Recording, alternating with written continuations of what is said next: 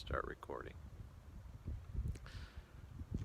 So this week I was wondering, what should I encourage you guys with as we face about the middle of the week and getting ready for the weekend? And I began to think about sports. Both of my boys are doing sports this fall, and one of the things that they will come back and talk about is how the coaches have them do drills over and over again. And I got to thinking about that. It's important in sports to do the basics and to go back to the basics because it's what strengthens a player in the sport of their choice.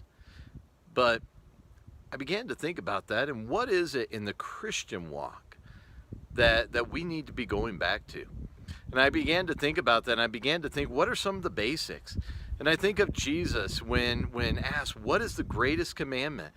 He gives the response that it's to love God with all your heart, with all your soul, your mind, and your strength.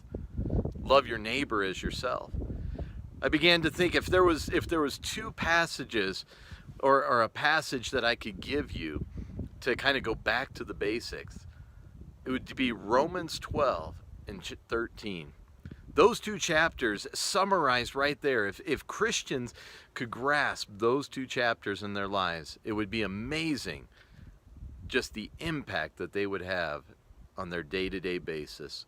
So I encourage you, take a moment, sit down, maybe this evening, maybe in the morning, read over Romans 12 and 13 and think about what is it in those chapters that you could implement in your life. Going back to the basics, what can you practice over and over to get better? Until next week.